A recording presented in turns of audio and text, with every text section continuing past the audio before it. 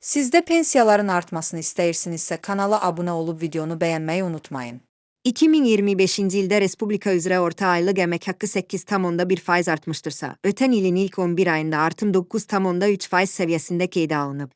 2026-cı ilin yekun nominal orta aylıq əmək haqqı artım faizinin fevral ayının əvvəllərində rəsmi şəkildə elan ediləcəyi gözlənilir və bu göstəricinin iqtisadi dinamikanın davamlılığını əks etdirəcəyi vurğulanır. İlkin gözləntilərə əsasən isə artımın təxminən 9,2% olması proqnozlaşdırılır və bu, əmək bazarında müəyyən müsbət tendensiyaların davam etdiyini göstərir. Bunu Milli Məclisin bugün keçirilən iclasında deputat Vüqar Bayramov qeyd edib. Onun sözlərinə görə, bu dinamika sosial ödənişlərə də birbaşa təsir göstərir və bu o deməkdir ki, yaxın günlərdə bütün növ pensiyaların indeksləşdirilərək artırılması prosesi baş tutacaq.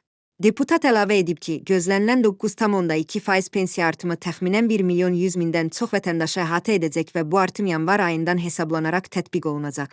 Onun sözlərinə görə, bu artımlar bütün növ əmək pensiyalarını əhatə edəcək, yəni yaşa görə pensiya alanlar, əlilliyə görə pensiya alan vətəndaşlar, eləcə də ailə başçısını itirməyə görə pensiya alan şəxslər bu dəyişikliklərdən faydalanacaqlar.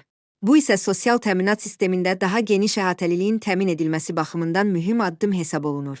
Eyni zamanda vurğulanıb ki, 2026-cı ildə Azərbaycanda orta aylıq pensiyanın təxminən 590 manat səviyyəsində olacağı proqnozlaşdırılır. Yaşa görə orta pensiyanın isə 629 manata çatacağı gözlənilir ki, bu da 2025-ci illə müqayisədə 7,9%-dən çox artım deməkdir. Bu artımın vətəndaşların sosial rifahının yaxşılaşdırılmasına və alıcılıq qabiliyyətinin müəyyən qədər yüksəlməsinə müsbət təsir göstərəcəyi də qeyd olunur.